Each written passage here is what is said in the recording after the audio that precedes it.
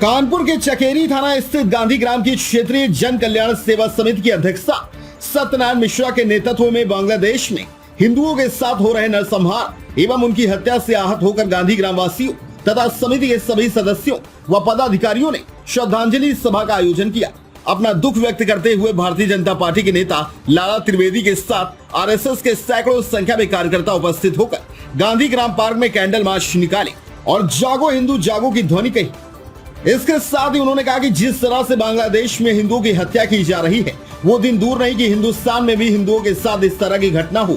इसके लिए सभी हिंदुओं को एकत्र होकर एकजुट होकर जात पात का मुद्दा भूलकर एक साथ होकर हिंदुओं की रक्षा के लिए खड़े होना चाहिए तथा बांग्लादेश में मारे गए हिंदू भाई बहनों की आत्मा की शांति के लिए गांधी पार्क में श्रद्धांजलि सभा का आयोजन कर उनको पुष्पांजलि अर्पण की गई। गांधी पार्क में आयोजित श्रद्धांजलि सभा में लाला त्रिवेदी, नरोत्तम पार्षद, सत्यनारायण मिश्रा, पंकज तिवारी, श्रीकांत मिश्रा, आलोक तिवारी समेत सैकड़ों की संख्या में लोग उपस्थित हुए।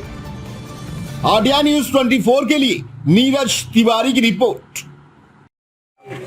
आप परिचय दे दीजिए। आज जो कार्यक्रम हुआ कहाँ पे हुआ और किस संबंध में हुआ, क्या कहना चाहेंगे?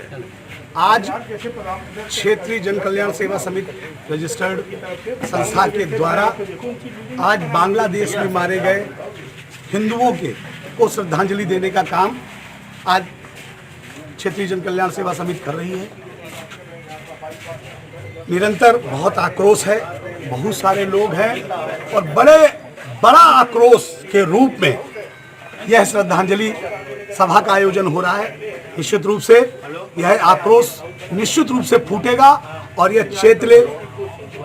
चेतले जिन्होंने ये कुकृत्य करने का काम किया है और जो गंदे लोग हमारे देश में यह करने की सोच भी रहे तो ये देख लें, आज हर गली मोहल्ले का भी हिंदू जाग गया है और निश्चित रूप से उनको चेतावनी है कि अगर वो कुछ भी कुत्सित मानसिकता लेकर के भारत में जो गंदगी करने का काम कर रहे हैं उनको छोड़ा नहीं जाएगा। यह आज चिंगारी लग चुकी है, हर गली मोहल्लों में यह चिंगारी लग चुकी है। उन दुष्ट आत्माओं को, उन दुष्टों को छोड़ा नहीं जाएगा। यह आज यहाँ से शुरुआत के रूप में यह शुरुआत हो चुकी है। आज ये चिंगारी जो है लग चुकी है और यह चिंगारी कहाँ तक जाएगी इसकी किसी को कल्पना नहीं है और चेतावनी जरूर है, उनके लिए चेतावनी जरूर है। मैं इतनी ही बात कहते हुए अपनी बात समाप्त करता हूँ। क्या कार्यक्रम किया आपने? ये वार्ड 26 में गांधीग्राम में किया गया है। जो हमारे भाई कुछ हिंदू भाइयों को नरसंहार जो बांग्लादेश में हो रहा है इसके विषय में एक श्रद्धांजलि रखी गई है। आज भी हम हिंदू जब एक होंगे नहीं तो भारत में भी हमारे आज बांग्लादेश के लोग जो परेशान हो रहे हैं, भाग रहे हैं इधर उधर, और वही आज भी फिर से तो हिंदुस्तान में भी होगा। तभी मैं सबसे कहूँगा सभी हिंदू एक हो जाओ कि आगे चल के ऐसी घटनाओं से हम लड़ सके, हम सामना कर सके। आज क्या कार्यक्रम किया, कहाँ पे? नीरज, आज क्या कार्यक्रम किया? आज श्रद्धांजलि दी गई है सभी लोगों को क्षेत्रीय जन कल्याण सेवा समिति की तरफ से। हमने एक श्रद्धांजलि पूर्वक एक कार्यक्रम रखा हुआ था बांग्लादेश में जो हो रहा है उसके। कौन सा पार्क है? हमारे नीरज देना पहले। मैं Arvind Kumar Dikshit ji, Shri Krishna cooperative housing society Gandhigram का सचिव हूँ और ये गांधीग्राम हाउसिंग सोसाइटी का ही गांधी पार्क है। हमारे बुजुर्गों की मेहनत का ये एक हम लोगों को परिणाम है कि ये आज यहाँ पर इतना अच्छा पार्क है। आज हम लोगों ने बांग्लादेश में मारे गए सभी हिंदू भाइयों को श्रद्धांजलि दी है और साथ ही साथ ये प्रार्थना करी है कि उनकी आत्मा को शांति दे। साथ ही साथ हम लोगों ने पूरे विश्व को एक संदेश देने का प्रयास कर रहे हैं हम लोग कि कोई हम लोगों को अकेला और कमज़ोर न समझे।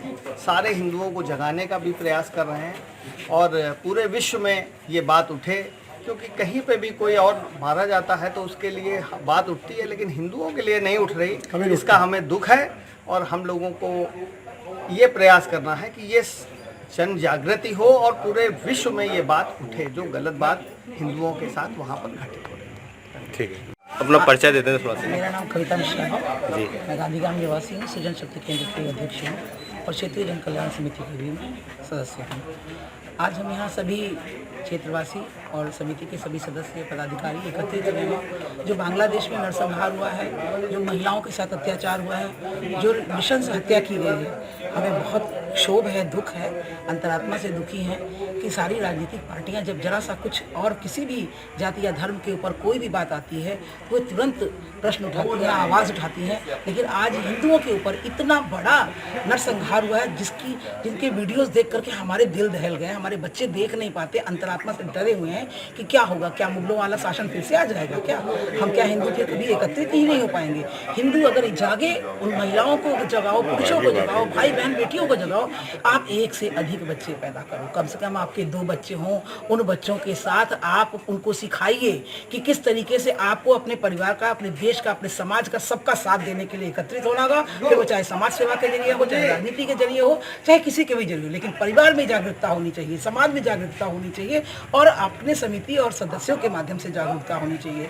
और मैं अपनी पूरी समिति की तरफ से, क्षेत्रीय जन कल्याण समिति की तरफ से सबसे निवेदन करती हूँ और उन सारे जितने भी हमारे निशंस जिन लोगों की हत्या हुई, बहन हैं, बेटियां हैं, पिताएं हैं, माता हैं, भाई हैं, उन सब के लिए मैं परम पिता परमेश्वर से कामना करती हूँ कि ईश्वर उन्हें सद्गति प्रदान करे।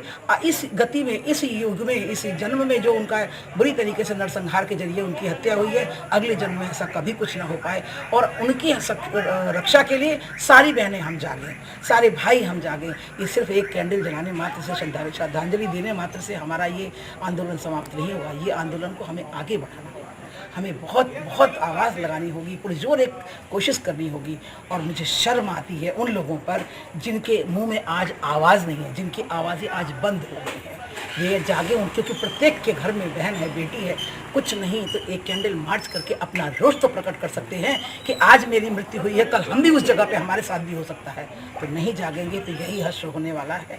इनके साथ में अपनी वाणी को भी रखते हैं। देश प्रदेश की हर छोटी बड़ी खबर के लिए सब्सक्राइब करें हमारा चैनल RTI News 24 और बेल आइकन दबाना ना भूलें, जिससे हर खबर आप तक पहुंचा सके हम सबसे पहले।